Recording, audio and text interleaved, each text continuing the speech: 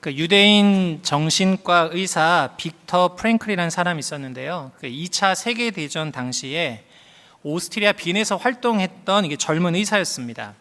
1942년 그는 유대인이라는 이유로 아내와 부모, 형제들이 함께 이렇게 나치 강제 수용소에 이제 끌려갔습니다. 그 수용소는 인간의 존엄이 무너지는 곳이었고 매일 죽음의 위협이 일상인 곳이었습니다. 그래서 보는데 가족들이 다들 눈앞에서 목숨을 잃었고 사람들이 간신히 하루를 버티면서 어떻게 살아가야 되는가 하면서 지내는 곳이었습니다. 그런데 그런 눈앞에 펼쳐지는 끔찍한 상황 속에서 이 프랭클이 깨달은 것이 있어요. 고난보다 더 무서운 것은 의미 없습니다 라는 사실이었습니다. 어떤 사람은 끝까지 삶을 이렇게 버티면서 살아가는 사람이 있었고 어느 사람은 절망 속에서 스스로 삶을 포기하는 사람들을 봤거든요. 그 차이점이 뭘까라고 봤더니 살아야 할 이유가 있느냐 없느냐였던 것입니다. 그래서 그가 죽음의 소용서라는 그런 책에서 그가 이렇게 이야기를 했습니다. 살아야 할 이유가 있는 사람은 어떤 상황도 견뎌낼 수 있다. 다시 한번요. 살아야 할 이유가 있는 사람은 어떤 상황도 견뎌낼 수 있다. 여러분, 이 살아야 할 이유, 그것이 바로 이 소명입니다. 살아야 할 이유, 그것이 바로 소명입니다. 저는 이게 대학 시절에요, 믿지 않는 사람들과 많이 어울려 보고 싶었습니다. 제가 보기에도 잘 놀 것 같지 않으세요? 저 굉장히 노는 거 좋아하거든요.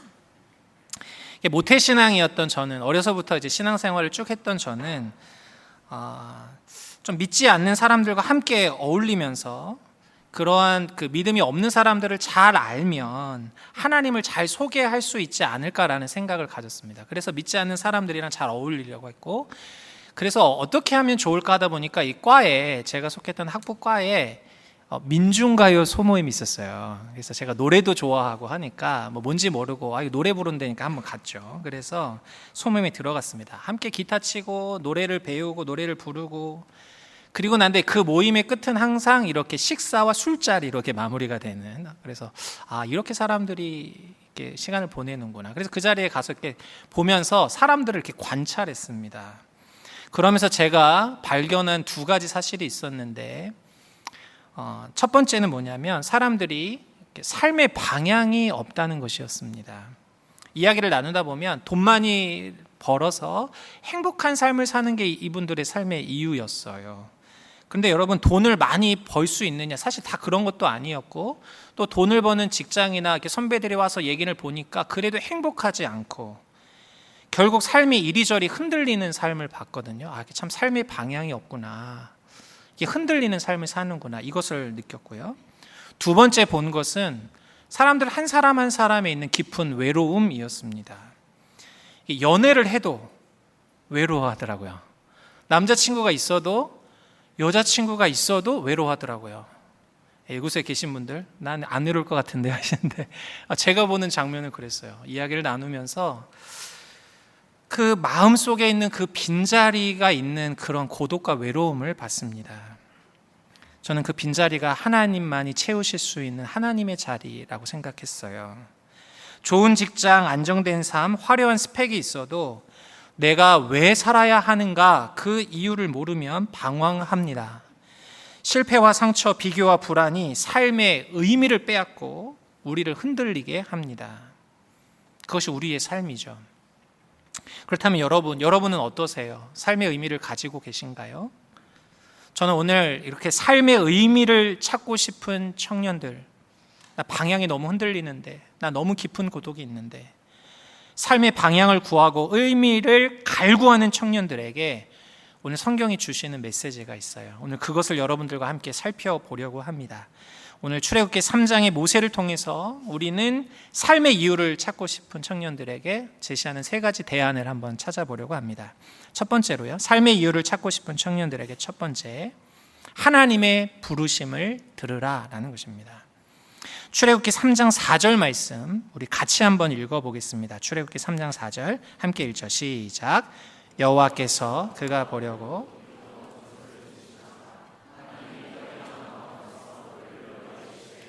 모세야 모세야 하시매 그가 이르되 내가 여기 있나이다. 이 모세는요, 이 당시 한 80살의 나이였습니다. 장인 이드로의 양떼를 치면서 광야를 지내고 있었어요. 양떼를 치다가 호렙산에 이르렀습니다. 늘 평범한 일상이었어요. 그런데 그 호렙산에서 놀라운 광경을 보게 됩니다. 저쪽에 떨기나무가 있는데 불이 붙었어요. 그런데 이 떨기나무가 사그라지지 않는 것입니다. 타지 않는 것입니다. 너무나 신기한 광경을 보고 모세가 가까이 다가갔을 때 그곳에서 하나님께서 그를 부르셨습니다. 모세야 모세야. 그를 불러 이르시되 모세야 모세야 하시매. 하나님은 모세의 이름을 2번 부르시면서 모세를 찾아오셨습니다. 여러분, 이것은 단순히 어떤 하나님의 음성을 듣는, 단순히 들리는 음성이 아니라 그의 삶 속에서 하나님과 모세의 인격적인 교제가 시작되는 순간이었습니다. 지금까지 모세는 지식적으로 하나님에 대해서 알고 있었어요.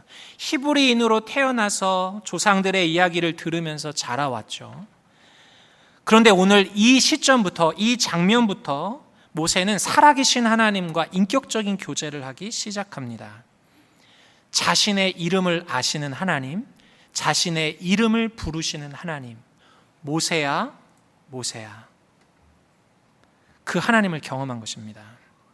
방황하는 청년들에게 필요한 것은 이 부르심의 경험입니다. 하나님이 우리의 이름을 부르시는 것, 이러한 경험이 필요하다는 거죠. 이사야 43장 1절은 이렇게 말씀합니다. 야곱아, 너를 창조하신 여호와께서 이제 말씀하시느니라. 이스라엘아, 너를 조성하신 이가 이제 말씀하시느니라. 너는 두려워하지 말라. 내가 너를 구속하였고 내가 너를 지명하여 불렀나니 너는 내 것이라. 하나님께서 이름을 지목해서 이름을 딱 지정해서 부르신다는 거예요. 내 이름을 아시고 상여가 이 부르시는 하나님, 지금까지 어떤 개념의 하나님으로 다가왔다면, 알고 왔다면 인격적으로 하나님과 이런 만남을 경험하기 시작할 때 인생은 새로운 의미를 얻습니다. 새로운 출발이 시작됩니다. 이전과 다른 삶의 방향이 시작됩니다. 오늘 하나님이 모세를 그렇게 부르고 계신 거죠. 모세야 모세야. 그리고 이어서 하나님은 이렇게 말씀하십니다. 출애굽기 3장 5절 우리 같이 한번 읽겠습니다. 함께 읽죠. 시작. 하나님이 이르시되 이리로 가까이 오지 말라. 내가 선 곳은 거룩한 땅이니 내 발에서 신을 벗으라. 아멘. 내 발에서 신을 벗으라. 여러분, 고대 사회에서 이게 땅을 받는다라는 것은요, 그 땅을 차지한다, 그 땅을 다스린다라는 의미가 있었습니다. 그래서 여러분, 그 땅을 받는 신발이라고 하는 것은 나의 권리와 이 주장을 상징했어요. 내가 그걸 다스리고 있는 권리, 주장. 그래서 여러분, 신전 앞에 가거나 왕 앞에 섰을 때에 사람들은 내 신발을 벗었습니다. 그것은 내 권리와 주장을 내려놓습니다. 당신께 복종합니다 라는 의미가 담겨져 있습니다. 그런데 오늘 이 모세를 부르신 하나님께서, 모세의 이름을 지명하여 부르신 하나님께서 모세에게 하신 말씀이 뭐냐면 내 발에서 신을 벗으라는 것입니다. 단순한 의례가 아니라 애굽의 왕자였고 과거의 실패로 도망자가 되어서 양을 치던 모세에게 하나님은 너의 모든 것, 내 인생의 주권, 내 삶의 키를 나에게 맡겨라 라고 말씀하시는 거예요. 지식적으로만 알던 하나님이 찾아오셔서 이제 내 삶의 키를 나에게 다오라고 부르셨다는 것입니다. 이사야 43장 1절 아까 읽었는데 내가 너를 지명하여 불렀나니 너는 내 것이라 라고 말씀하실 때 하나님이 소유를 얘기하시잖아요. 너는 내 거야. 너는 내 거야. 너의 인생 네 게 아니라 너는 내 거야 라고 말씀하신다는 것이죠. 인생의 방향키를 나에게 다오라고 말씀하신다는 것입니다. 제가 20대 시절에 그 선교한국이라는 곳에 수련회 갔는데 아직도 그때 받았던 은혜가 기억이 납니다.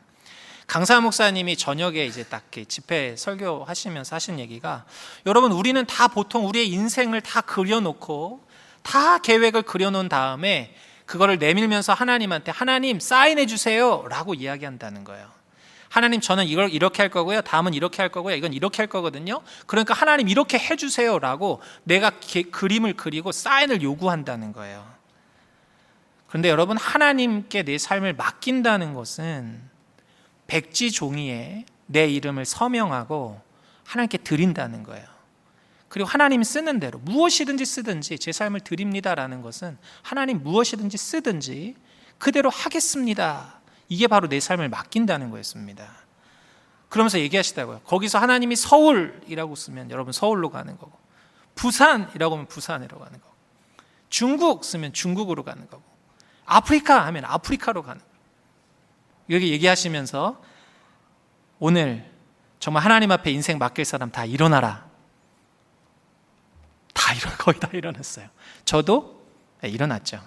네. 그러다 보니 여기까지 왔습니다.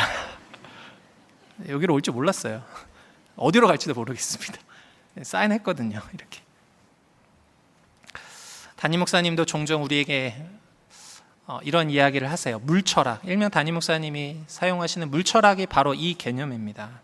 내가 계획을 세우지만 그 걸음을 인도하시는 분이 하나님이시다. 그래서 하나님이 인도하시는 대로 따라가면 된다는 거예요. 하나님이 길을 트시면 그 트는 대로 틀어가고, 하나님이 이쪽으로 길을 내시면 그 길을 따라가면 된다. 인생이 어려운 것이 아니다. 하나님의 인도하시는 대로 가면 된다. 여러분, 그것이 바로 신을 벗는 것입니다. 하나님 앞에 나의 신을 벗는 것이에요. 그럼 조급하고 복잡하고 어렵고 안간힘 쓰고 그런 모든 것으로부터 자유함이 생깁니다. 주님이 그러한 삶으로 우리를 초청하시는 거예요. 사랑하는 청년 여러분, 오늘 하나님께서 여러분에게 묻고 계십니다. 여러분은 나의 인생 계획표를 내밀면서 하나님께 사인 요구를 하고 계십니까? 아니면 여러분 삶에 이미 이름을 써서 하나님 앞에 드리고 하나님 쓰시는 대로 갈게요 라고 맡기면서 삶을 살고 계시나요?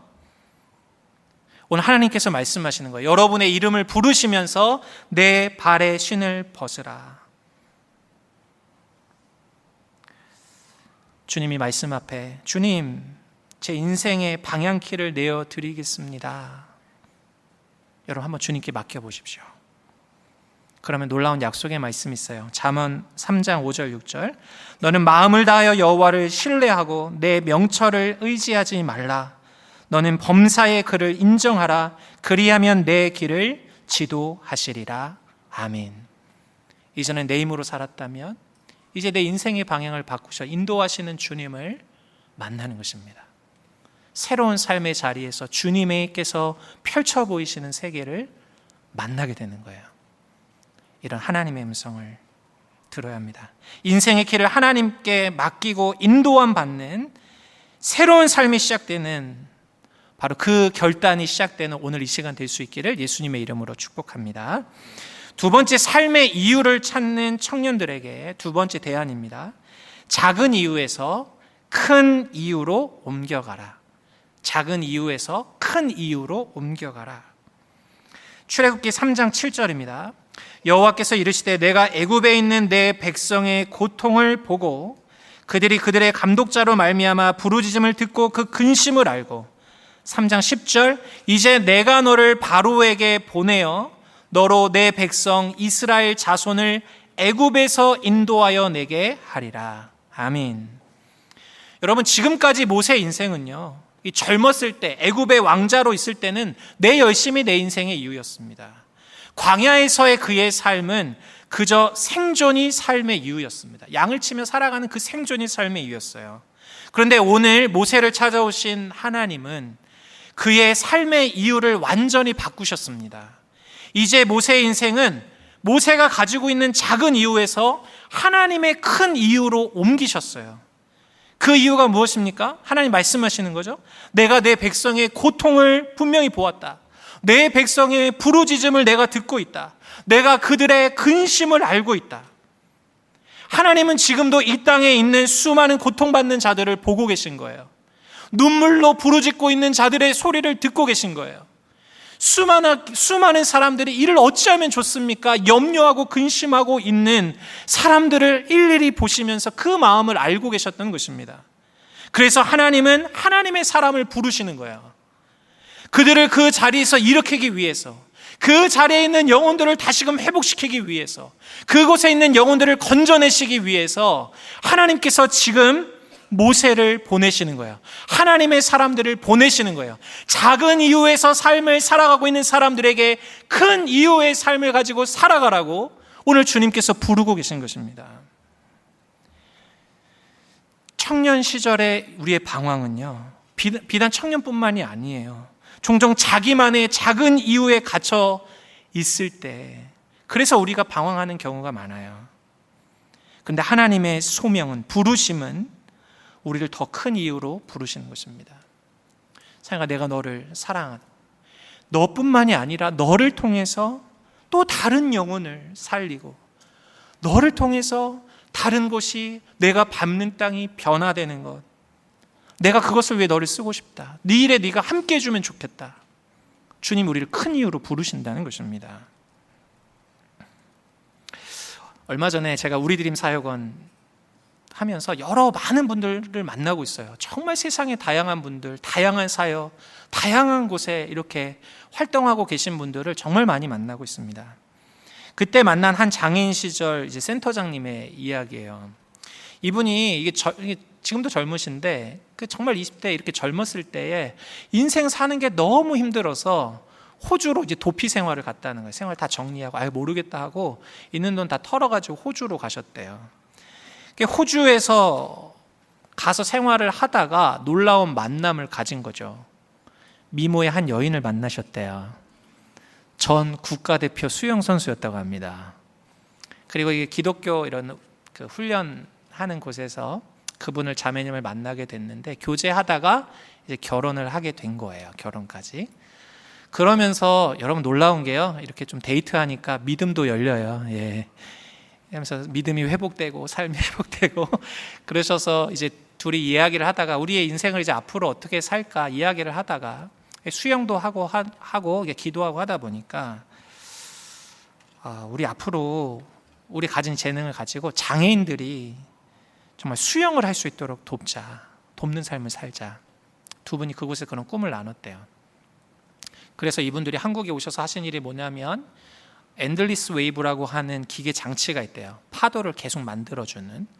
그러면 그곳에서 파도를 만들어주면 장애인분들이 물 안에 있으면 걷거나 수영할 때 부력이 있으니까 조금 더 편한 거죠. 수영을 할 수 있도록 돕는 일을 하시는 거예요. 그리고 이분들의 꿈이 뭐냐면 그것을 통해서 장애인이 장애인 수영을 또 가르칠 수 있다. 얼마든지 할 수 있다. 그래서 그런 분들을 훈련하고 양육하는 것을 꿈꾸면서 지금 그렇게 삶을 사시면서 막 그 사역에 대한 이야기를, 꿈을 나누어 주셨거든요. 이분은 생존이 어려워서, 자신의 삶의 생존이 어려워서 도망갔던 삶이었어요. 그런데 이분이 하나님을 믿음 안에서 새로운 삶의 이유를 만난 거죠. 더 큰 이유를 만난 거예요. 생존을 넘어서 하나님의 더 큰 이유를 만난 거죠. 옮겨가게 됐어요. 그래서 지금은 또 다른 사람을 돕고 살리고 회복하고 꿈꾸게 하는 일을 하고 계신 거죠. 사랑하는 청년 여러분, 우리의 삶도 마찬가지입니다. 오늘 내가 살아가는 삶의 이유가 단순히 생존하기 위해서가 아니에요. 주님은 우리가 이런 작은 이유만을 붙들고 살아가는 걸 원치 않으세요. 주님은 하나님 안에서 더 큰 이유, 더 큰 꿈을 품고 주님을, 우리를 부르고 계세요. 우리의 인생이 하나님 앞에 맡겨질 때 많은 사람이 아니라 할지라도 바로 내 옆에 있는 한 사람, 나뿐만이 아니라 바로 내 옆에 있는 그 한 사람을 일으키고 변화시킬 수 있는, 다른 한 사람에게 절망에서 일어나게 하고 다시금 꿈꾸게 할 수 있는 그런 은혜의 통로로 우리를 부르신다는 것입니다. 오늘 기도할 때 그렇게 한번 기도하면 좋겠어요. 주님, 제 인생의 이유를 주님의 큰 이유로 불러주십시오. 주님, 저는 지금 취업의 문제, 앞으로의 진로의 문제 막막하고 막 이렇습니다. 생존의 문제가 있잖아요. 여러분, 그 꿈에서 더 한 걸음 나가서 주님, 이런 생존의 문제가 있지만 오늘 말씀을 의지해서 더 큰 제 삶의 이유를 주세요. 정말로 하나님이 품은 더 큰 이유를 품고 살아갈 수 있도록 도와주세요. 주님이 필요로 하는 곳에 나를 보내주세요. 기도하는 이 시간 될 수 있기를 바랍니다. 저 너무 기대되네요. 이렇게 많은 분들이. 할렐루야. 이따 한번 작정의 시간을 가져볼까요? 그런 분 다 일어나라고 막. 네. 막 가슴이 막 설레이더라고요.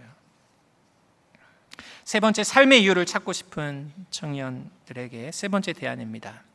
나는 누구인가 묻지 말고 하나님이 누구신가에 답하라 라는 것입니다. 나는 누구인가에 묻지 말고 하나님이 누구신가에 답하라. 출애굽기 3장 11절입니다. 모세가 하나님께 아뢰되 내가 누구이기에 바로에게 가며 이스라엘 자손을 애굽에서 인도하여 내리이까. 한 번 더요. 모세가 하나님께 아뢰되 내가 누구이기에 바로에게 가며 이스라엘 자손을 애굽에서 인도하여 내리이까.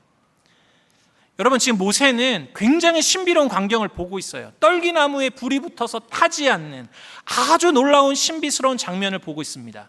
다른 사람이 듣지 못하는 모세야 모세야 하는 하나님의 말씀이 들리기 시작했어요.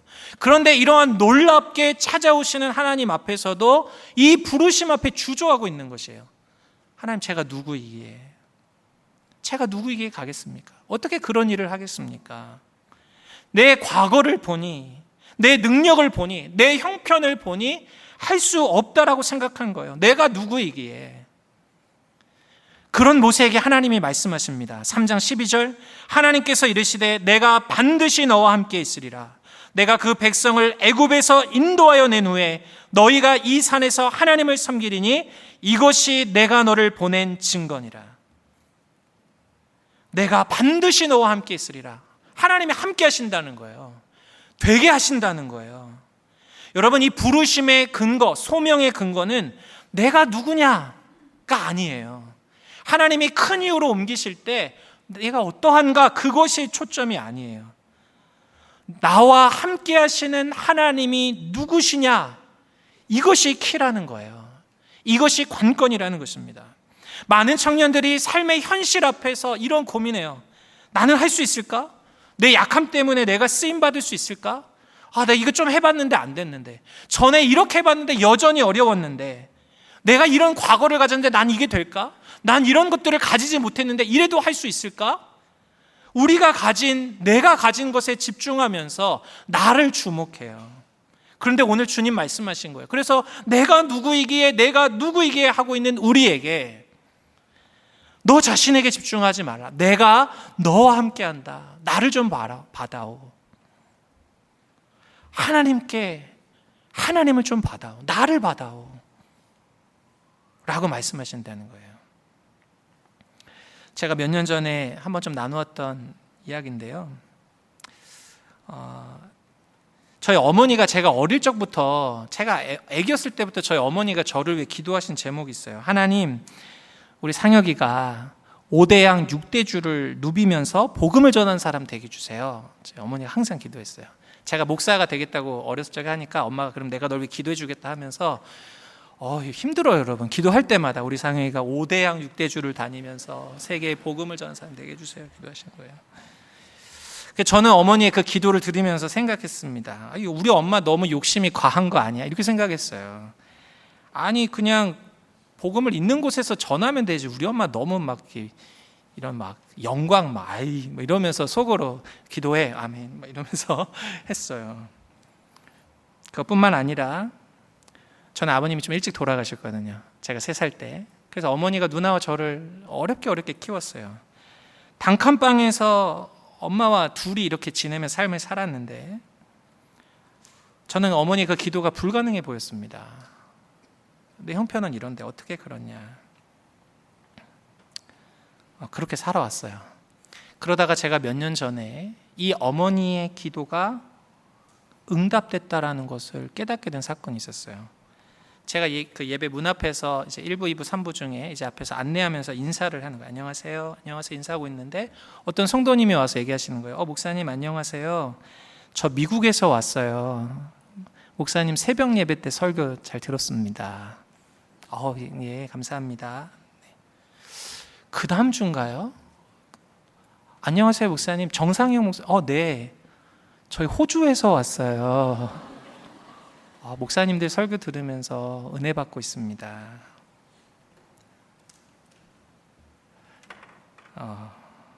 제가 깨달았어요.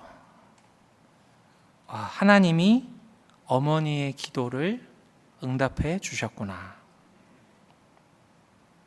어머니의 기도는 단순한 욕심이 아니었던 거예요. 믿음이었던 것입니다. 주님이 보내신다면 주님 하실 수 있는 분입니다. 주님이 원하신다면 주님 하실 수 있는 분입니다. 그래서 어머니는 그렇게 기도하셨던 거예요. 단칸방에서 엄마랑 같이 살고 있는데 5대양 6대주를 품고 어머니가 기도하시고 그게 이루어진 거죠. 하나님을 믿는다는 게 이런 것이구나. 내가 누구이게가 아니라 하나님을 주목하며 사는 게 이런 것이구나. 뿐만 아니라 여러분, 제가 분당 우리 교회 와서도 우리 교회 모습을 보면서도 이런 것입니다. 우리 분당 우리 교회 약간 이런 말 쓰는 거 있어요, 여러분. Why not? 왜 안 돼? 라는 겁니다. 왜 안 돼? 라는 거. 그래서 여러분, 이 불가능해 보이는데 실제가 되는 일들이 많이 일어난 것들을 보면서 성도님들이 신앙생활을 해오셨어요. 맨 처음에 분당 우리 교회 시작할 때 엘리베이터도 없는 이런 4층 건물, 그래서 계단을 막 오르는 그 좁은 공간에서 수십 명 이렇게 좀 시작됐는데 인근 교회에 항의가 있어서 그곳을 나오게 됐어요. 그럼 우리가 비키자. 교회가 그렇다면 우리가 자리를 비키자 양보하고 나왔어요. 그런데 여러분, 그렇게 항의로 예배처를 옮기려고 할 때 하나님이 이 송림 중고등학교의 문을 여신 거예요. 이곳에서 예배할 수 있는 길을 여신 거예요. 하나님의 손길이죠. 이곳에서 왔을 때 이 수십 명의 예배들이 얼마나 초라해요. 이찬수 목사님 여기에 앉아서 혼자서 막 기도하셨대요. 눈물로. 어떻게 목회를 하면 되냐고. 그런데 여러분, 점점 이 땅에 사는 수많은 상처받았던 사람들, 원통했던 사람들, 방황하던 사람들이 몰려들기 시작했고 예배에 하나님께서 부흥을 허락해 주셨죠. 1만 성도 파송운동 마찬가지입니다. 여러분, 수많은 리더와 성도들이 가고 이것은 폐허가 됐어요. 다 무너지고 조직들이 다 무너졌어요. 이곳에 어떻게 다시 시작할까? 그런데 하나님이 하시더라고요. 제가 최근에 무슨 짤 영상을 담임 목사님 짤 영상이 났는데 아마 1만 성도 파송된 거예요. 성도님들 마음껏 가십시오. 여기 걱정하지 말고 마음껏 가십시오. 여기는 하나님이 하십니다. 교회는 하나님이 주인이십니다. 걱정하지 말고 하시라고. 수많은 헌신된 순장들이 1명, 2명 일어났습니다. 우리 청년교구도 많이 어려웠잖아요. 수많은 리더들 보냈고 그 보낸 마음에 빈자리가 있었고, 그런데 어느덧 1명, 2명 부족하고 연약하지만 수많은 헌신한 우리 순장들이 일어섰습니다. 여기까지 왔어요. 그리고 이제는 우리가 힘있게 우리 교회를 넘어서 다시금 봉사의 현장에, 선교의 현장에, 또 우리 교회 문턱을 넘어 섬기는 일을 다시금 더 힘있게 시작하고 있습니다. 이 모든 일은 내가 누구이게가 아니라 하나님이 크신 분이기 때문에 가능한 것입니다. 이 모든 일은 내가 누구이기에, 내가 어떻게 합니까가 아니라 하나님이 함께 하시면 된다라는 것을 보여주시는 거예요. 하나님은 우리의 능력을 넘어서 역사하십니다. Why not? 맞습니다. 우리 힘으로는 안 돼요. 그런데 하나님이 가능하게 하시는 거예요. 하나님이 길을 여실 때 되게 하시는 거예요. 저는 그래서 기대합니다, 여러분. 과거에 그렇게 왔던, 우리가 듣고 보았던 그 현장을 넘어서 지금 이 자리에 있는 저와 여러분이 세상에 그것은 안 되라고 말하는 사람들에게 Why not? 왜 안 되냐고 이야기하는 청년들이 일어날 수 있기를 바랍니다. 세상에서 현실은 이렇고 그런데 여러분, 믿음으로 그것을 극복하고 뛰어넘는 Why not? 이라고 이야기할 수 있는 믿음의 청년들 일어날 수 있기를 바랍니다. 인생의 질문을 바꾸십시오. 나는 누구인가에서 하나님은 누구신가 여러분 질문하시기 바랍니다. 내 시선이 내 한계에 머물러 있는 것이 아니라 하나님 앞에 시선을 돌리면서 하나님이 함께 하시면 가능하다. 하나님이 함께 하시면 열린다. 여러분, 이러한 믿음으로 주님께서 열어가시는 그 놀라운 일들을 경험하는 저와 여러분 될 수 있길 바랍니다. 찬송가 96장은 이렇게 고백해요. 예수님은 누구신가? 우리 잘 아는 찬송가인데 가사가 이렇습니다. 예수님은 누구신가? 우는 자의 위로와 없는 자의 풍성이며 천한 자의 높음과 잡힌 자의 노임되고 우리 기쁨 되시네. 예수님은 누구신가?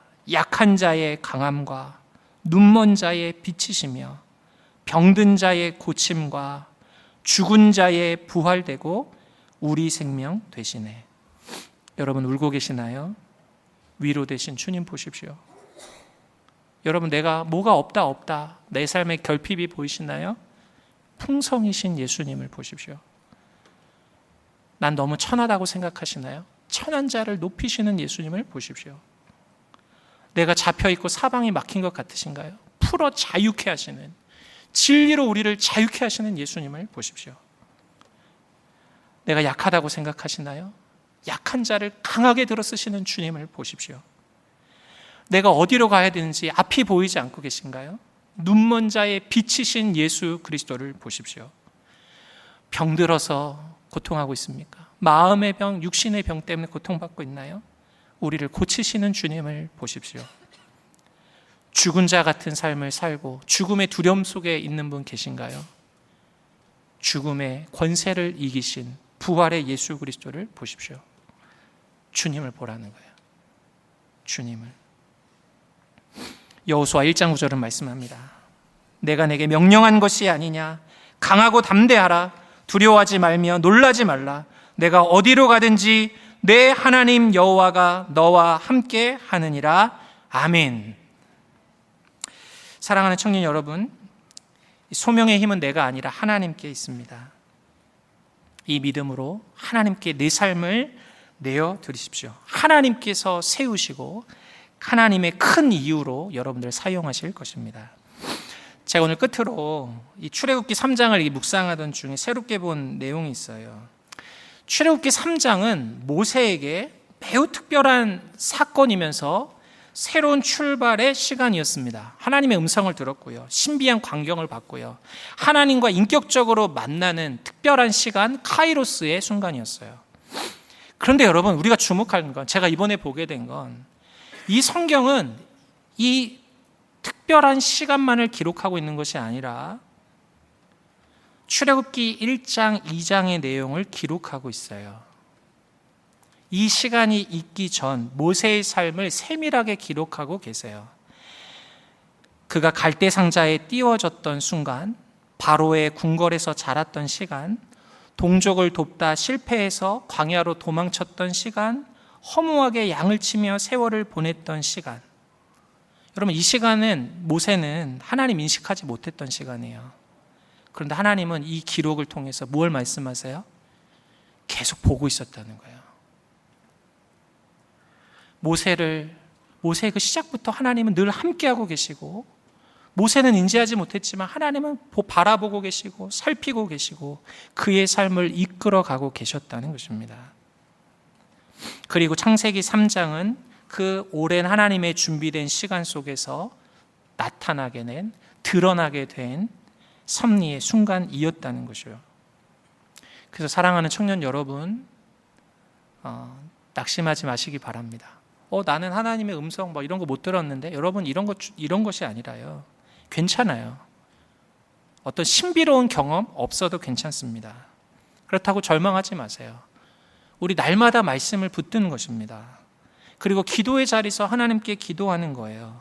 내가 서 있는 자리에서 하나님의 임재를 사모하는 것입니다. 함께 하시는 주님, 저와 함께 해주세요. 그리고 나의 작은 이유에서 하나님의 큰 이유를 생각하면서 한 걸음 한 걸음 걸어가는 것입니다. 이 태도가 더 중요해요. 혹시 여러분의 삶 속에서 나는 내 인생은 끝났다. 나는 이것 때문에 안 돼. 내 인생 망했어. 내 인생은 이제 끝이야. 라고 생각하는 분 계신가요? 내 삶은 어둡다. 정말 도저히 모르겠다 하신 분 계시나요? 너무 잘 오셨어요. 오늘 주님 말씀하시는 거예요.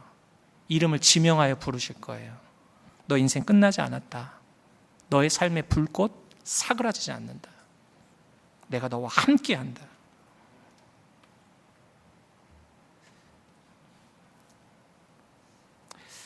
사랑하는 청년 여러분, 살아야 할 이유가 있는 사람은 어떤 상황도 견뎌낼 수 있습니다.